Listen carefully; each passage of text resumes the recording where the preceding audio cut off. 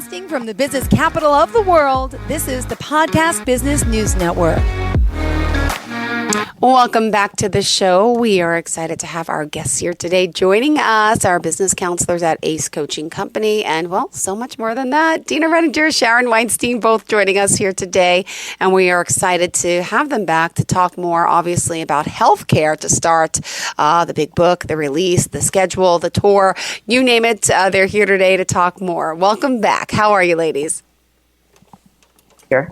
Yes, thank you very much for having us back. We're excited. Yay. We're excited. Good. Well, first and foremost, tell us a little overview about, healing healthcare and who you are, and we'll dive into that question until we get started. Yeah, Okay. well, I'll start, and then I'm going to hand it over to you, Sharon, talk a little bit more about this inspiration that we had before we wrote this book. So, Okay. Hello, everyone. Dina Redinger here with ACE Coaching Company. Sharon and I connected when we were serving Healthcare Businesswomen's Association on a very large opportunity to coach a very large company, going through mergers and acquisitions, trying to create collaboration, and found a really frustration, nut with being able to have good communication and cross collaboration. And Sharon and I just found ourselves just really entrenched in how we think, because we think a lot alike. So that's what tied us together. So I have a healthcare background, 10 years, and then I was 25 years in pharmaceuticals, stepped out and created ACE Coaching Company for companies that are in transition, because I went through so many. And the people is the main piece that everybody forgets, because when you do any sort of merger acquisition and you're doing the due diligence, the people part gets kind of, not really ostracized. It just takes so much more and someone else to keep an eye on it. So that's what I love doing. And then obviously met Sharon during the pandemic. So Sharon, over to you. Sure. Thank you. Thank you for that. And I started out with a nursing background and then transitioned into more global work. Did a lot of work in the intravenous pharmacology space, but in multiple countries, and then took a job with a major hospital alliance, creating the Office of International Affairs for thousands of U.S. hospitals and partnering them with their counterparts abroad.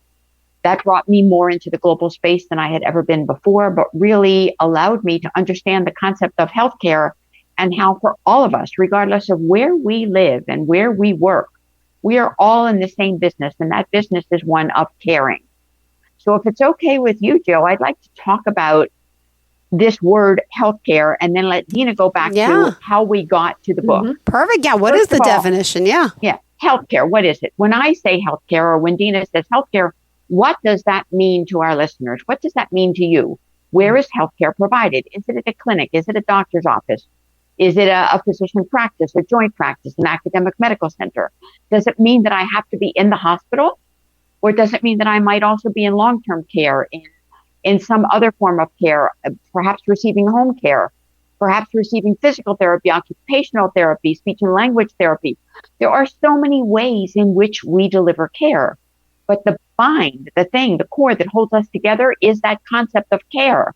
Mm-hmm. And it is that caring that Dina and I first noticed as a major principle in the Nurse Leader Listening Tour that we convened, that allowed us to really think about and take this concept further into how do we heal what we know to be healthcare. Dina, do you want to take us into that? I do. And we want to just shout out to everybody. Healthcare has been broken for a while. The pandemic just made it worse, right? So what we realized is that over, millions of nurses are leaving. They're leaving in droves after that. We have a new cohort that's coming in right now. But if we don't have a transfer of knowledge and we don't capture that, we lose a lot of healthcare's value. And you really see that if you are a patient yourself, or if you're a caregiver and you're going in the hospital, you can really see what's happening. So when Sharon and I wanted to get out there and start interviewing nurses, and what we found is these common themes, who needs to know all of the things that they shared with us. We're like, oh my gosh, we have to capture this in a book. So we said, we got to make this healing healthcare. So it's really who needs to know. It's healthcare professionals, it's patients and caregivers, it's policymakers, it's health educators and advocates. So back to who needs the book and why is this so important. So that's how we decided to capture it, and it's evidence-based to nurses, to doctors, to healthcare. When you say something's evidence-based, what does that really mean? It means that it's been tried, it's been tested, and it works. Yeah. Right. So that's what brings this book into the forefront of everybody in healthcare, is that we have the answers. So over to you, Sharon, or, if you got any questions or thoughts on that, Jill, I'd love to get your thoughts. Yeah, so would I. You'd ever been inside a hospital and you had a friend or a family member and have experienced the healthcare being broken? Oh, yes. My mother was dealing with cancer. And, unfortunately, I don't know if I mentioned this before, but I felt that we never were able to get the real answers we needed. There was never enough time. We had to go to the Patient Advocacy Center, which was where I learned there's such thing as patient advocates at a hospital, which is amazing. But we really feel let down, because if we would have known something earlier that the doctor forgot to leave out, hey, maybe we should have radiated your brain as a precautionary measure so the lung cancer doesn't travel to the brain, because that's always what happens. And most doctors do that. We would have taken that advantage. We didn't know until after it went to her brain. It was, oh yeah, that usually happens. And it's wait, that's a huge, that could have given her another few months, could have, maybe not, I don't know. But if other doctors are pro-radiating the brain, and I was just that was just so, that's something they should have told us. And then once I told him that, he's like, oh yeah, we should have. And the doctor actually said it. So I'm like, why wasn't I, told this option? So talk about feeling let down, upset, hurt, that mom could have been here a little longer, right? It wasn't going to change the full outcome, but it would have given us something. So feeling let down, my family and I felt very let down for, obviously, but, and there's other examples too in my life, and I'm sure we all have something where we feel let down, but go ahead. Thank you for asking. I think the patients everywhere across the globe experience that, and it's not just the advocate within the hospital or the nurse navigator within the hospital that can help that family move through the system and understand what the options are. But also, unfortunately, the patient needs to bring their own advocate to the hospital. Somebody has to be there to watch out, to listen.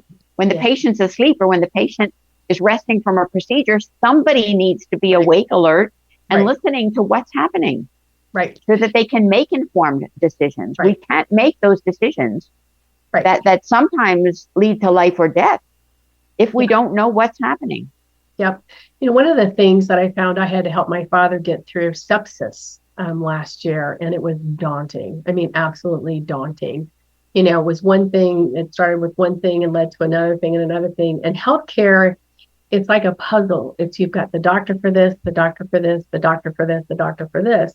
This connection and this collaboration is very challenging with the amount of work that they have to do and the pace that they have to go at today, just trying to, create more revenue for a hospital, and taking care of things. And what we find is that, nurses are the backbone of healthcare, and nobody's listening to them. And if they can absolutely use the strategies that we have in this book and step into change, but make sure and step into things that you want to change and that you see needs changing, it's going to give them the confidence to do that. But taking care of a family member and understanding that you are the person that has to put pieces together. The epic that they have and that they go into, that, it is the electronic medical records. They may have certain things, but then doctors are so busy, they don't even get a chance to sometimes even talk to each other. And you have to remind them, of what was said last. One of the things that, I found being a patient most recently myself, the biggest thing that made a change for me is that they did shift change nurses in front of you. So the nurse that was your nurse at that period of time and the nurse that's going to come take her place, they come in and give reports. That was their huddle. Listening to the report, right? So you're there, you're the patient, you're listening to the report, and I can say, look, you left this out and you left this out and you left this out. So I just want to make sure you guys have a clear understanding what's left out. It's amazing during that transition how many things are left out. For health systems who don't do shift change in front of the patient, with people that are there caring for them, it's a missed opportunity, because we really do listen deeply. It is happening to us. Yeah, go ahead, Sharon. Well, and not all patients are able to listen and respond the way that you did. So what about those who can't care for themselves? I think that it's really important that healing healthcare, evidence-based strategies to mend our broken system is about transformative change. And it really starts with patient-centered care. And that's the approach to healthcare that truly prioritizes the needs, the preferences, the values, the involvement of the patient in the decision-making process. And instead of treating the patient as a passive recipient of care, patient-centered care views them as the active participant, ensuring that their voice is heard, that it's integral to their treatment and care plans. And the key elements are things like personalized care, collaboration, respect for patient values, a holistic approach, and the knowledge that within the book, we have vetted examples of how that works, how it plays out, that we're so proud of. Yes. Back to you, Jill. Well, thank you for sharing this. At this time, we just need to remind everyone how we can reach out to you. Tell us all the forms of contact, how we can find you, and a little bit about that, if you don't mind. It's kind of our commercial break section. Sure. You can go ahead, Sharon. Sure. I'm Sharon Weinstein. I'm based in the D.C., Maryland, Virginia area. And by the way, we are having a launch here, a live launch, on November the 14th at Seba Spaces in Vienna, Virginia. We'll be sure to make sure that everybody knows about that. It is open. It is available to you. And we'd love to hear from you. If you're one who's in this area or who will be in the area that day on November 14th, and you want a voice and you want to be heard, we are inviting healthcare leaders from the region to speak up and speak out. As a matter of fact, the chief nurse from ARP is going to be speaking out that we're really excited about. So I'm based in the DMV area. My email is Sharon at S like Sharon, M like Mary, W like Weinstein, SMW Group, LLC.com. I look forward to hearing from all of you. Dina? Yes. So, Dina Redinger, I am sorry. I'm coughing because of all of the allergies. We all gotten. Forgive me if I rocked the show here. But I'm Dina Redinger. I live in Springfield, Missouri. I have A's Coaching Company. So it is. You can look it up just like that. A's Coaching Company. We have all of our books. There is bios on Sharon and I. We also have links to her. Courses there as well. We have our books where you can order. But we want to let everybody know we're doing the tour. So. We're there in St. Louis, October 17th through the 18th. We're in Ohio, October the 23rd through the 25th. We're at the Magnet Nurse Conference in New Orleans, October 30th through that November 2nd. November 6th, we're at Rush. And then Sharon just talked about our big launch where she's at there November 14th. So, we want everyone to join us and know how to order this book, Healing Healthcare. Beautiful. And I'm sorry, but I still don't have the email from you, so we're just going to wing it. I'm going to ask what you want to talk about next. Okay. I want to talk about a call to action. Yes. I think that's really important. Yes. What can listeners do? People are listening to this podcast today. You'll be listening to the recording. What can you do to help elevate the book, the experience, and the knowledge for those within your community? So we encourage you to get involved through advocacy, through education at your own level, or simply staying informed. It's your responsibility to know what's happening with your own health. We, through the book and through our 26 amazing contributing authors, have the evidence. We have the vetted solutions. We encourage you to get a copy of that book, which will be available, although it's available for early order now. The actual live date is October 22nd, and that is only 22 days away. Oh, that's my nothing. goodness. Get online now at healbrokenhealthcare.com. and pre-order your own copy. Yes. Then read one chapter, one section. They're not long reads. They're no more than 6 to 7 pages each. Right. Read one chapter, take that idea and adopt it within your work setting. There's one thing that I want to add to that, Sharon. You can order it as a healthcare, but if you're a human being at all and you have somebody in healthcare or yourself dealing with healthcare, order the book yourself and give it to the physician that you see that day. Ask them, give it to them as a gift. Give them something that they can actually read, something that's going to make a difference. And I have done that, Dina. That's what I did with given it to multiple clinicians. Your doctor posted a picture of himself reading the book. Oh, really? One of my doctors invited me to do grand rounds for the hospital team. So doctors need to know as well. They don't know, and they want to know what is happening and what has been vetted, what has been proven to work. Right. Because better health care results in better care for all of us. Yeah. We're in this together. It is so true. You're right. And, the lack of so much. You've taught me a lot, right? I don't work in healthcare. I get to talk to amazing people like you who are very experienced, and it's just amazing that there's so much that needs to be changed, so needs to be done. And I know that kind of goes to like the higher level, right? Because we need to make changes. You need to, work with those policymakers in a sense to start changing these things. And that's a daunting task, but you guys have really started to make some great headway here. We are. We're really excited as we go through this tour. One of the things that we're looking to look for is those connections and those relationships with people who really want to make a difference. And we are so passionate about being the change that's been missing for a long time. But it's nice, like we always say this. I mean, it's just the evidence says this works. We just can't stress it enough. So if we can get enough people around us and go on this journey with us, we can spread the word. Policymakers, we can make advocates for the change that's needed today. Because you know what, folks, if we don't do this, there will be nobody to take care of us. No one's going to know how to put on a PCA pump whenever you need pain relief. No one's going to know how to put on a drip, a blood drip. Those are things that I ran into when I was in the hospital. Nurses were so new; they didn't know how to do a lot of stuff.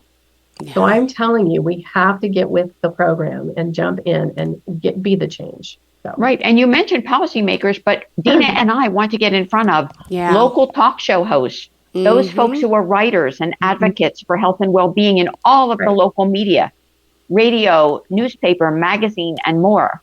We want to get out there to spread the word. We want to share the word so that others will at least be aware.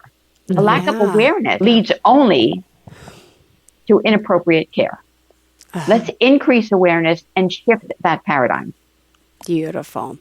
And did you want to discuss more a little bit about, the advocation for this and the health educators? Would you mind sharing a little more on that? Yeah, one of the things that we have, really feel like there's an opportunity. Health educators obviously are the educators of nursing and all the healthcare professionals. What we really, I think I'm missing is that we have a process called design thinking. So this design thinking, diagnostic design thinking, is a process that I created in 2016 and found that we're all solving the wrong problem at the wrong time because we can't see through our subconscious. Our subconscious tells us this is the right problem to solve. And then we use that past subconscious success. We apply it to the problem today and we find, oh, wow, that didn't work so well. So what we need is to put people together to solve real world problems, right? And if it comes from the people that are either going through school, people that are new to leadership, maybe they're new nurses to their job, maybe they're the new nurse leader, maybe they're the nurse leader that's getting ready to exit because she's done. This transfer of knowledge is so important and so powerful, but we can't do it on our own because we're under so much duress and stress every day. Right. And that is really what brought Dina and I together. I never realized that I'd been thinking differently since childhood about how I approach things and that I did challenge limiting beliefs and that I did, achieve success in terms of change. And it wasn't until Dina put the label on this that I realized that that's what I've been doing my entire life. So by sharing that with others, we've just completed a huge group with new nurses. We've completed another group with an academic institution last year. We have a new one that's starting up on November the 6th in our spare time, or November 7th, the same day right after our Chicago launch.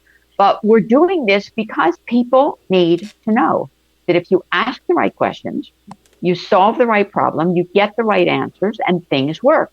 That's the secret to career acceleration. Truly is. That's the secret to advancement within your organization.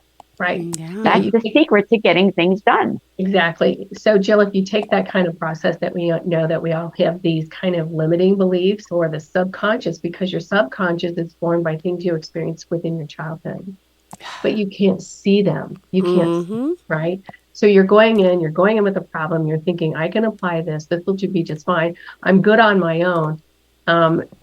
I hate to say that, but life is never meant to be done alone because you can surround yourself with people that are caring and loving and don't judge you, don't shame you for how you think. It's just you are, and they can be honest, right? And can ask non-leading questions to help you see what you can't see. That's the problem we have with leadership in healthcare. They can't see it. It's a number. Exactly. Right? It's not tangible in a sense. Yeah. Like in your hands. And to take it Go ahead. To take it a step further, Dina, that's what separates the Lone Ranger from the Brady Bunch. You either go it alone or you do it as a team. Yeah. And it is that team, it is that effort that allows people to really get to that root cause of what it is that's holding them back. Right. Wow. So what it creates a lot of career acceleration for a lot of people who are just starting their career. It helps leaders to see what they can't see on their own because they're so busy with everything that they have to do, but allows people to have confidence in themselves so that they're working on the right problem at the right time. So that's the reason why when we wrote the book, it's already been vetted. They're solving the right problem at the right time. And here's the strategies that came out of that are proven for success.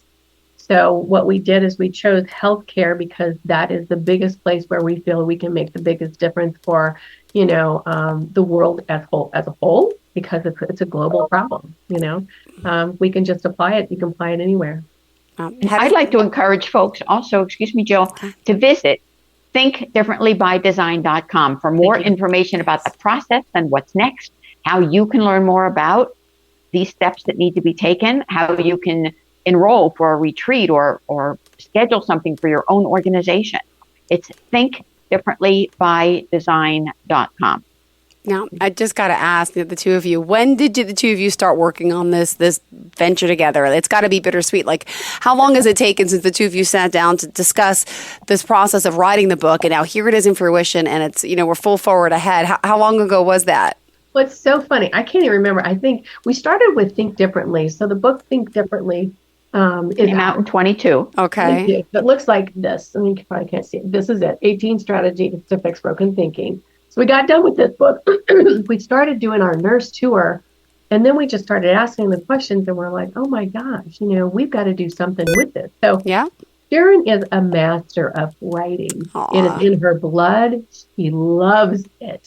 So she said, let's just get on it. So, a lot of sweat, equity, and love from Sharon's expertise went into that book too. And I want to give all credit to her.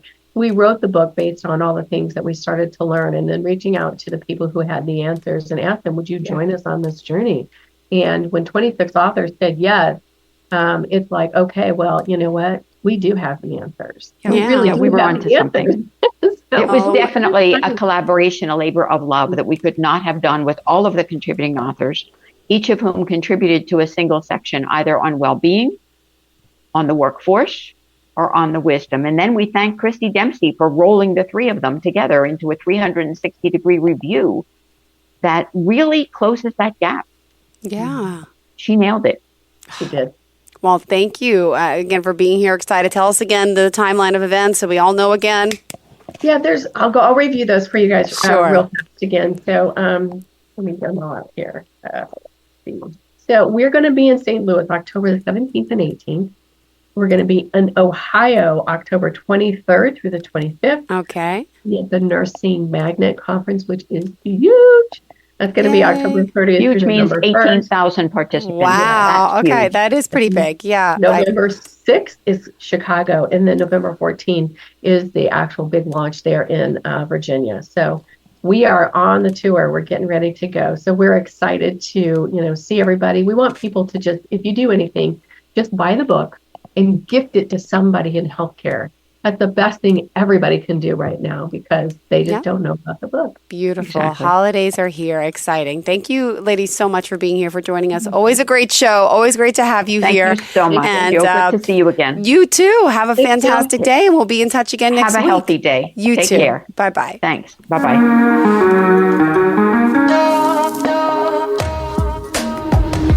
Broadcasting from the business capital of the world, this is the Podcast Business News Network. Hi, this is Terry Crews, actor, former football player, game show host, father of 5, and all-around big dude. I'm also an expert on drama. I know all kinds of drama. There's the good kind that comes with having a house full of kids. There's the bad kind like season-ending injuries. There's the necessary kind like having an agent in Hollywood. And there's silly drama like the drama around my percolating pectorals. And then there's the drama you can skip. Skip the drama that comes with not having your high school diploma or equivalency. Find free adult education classes near you and finish your high school diploma.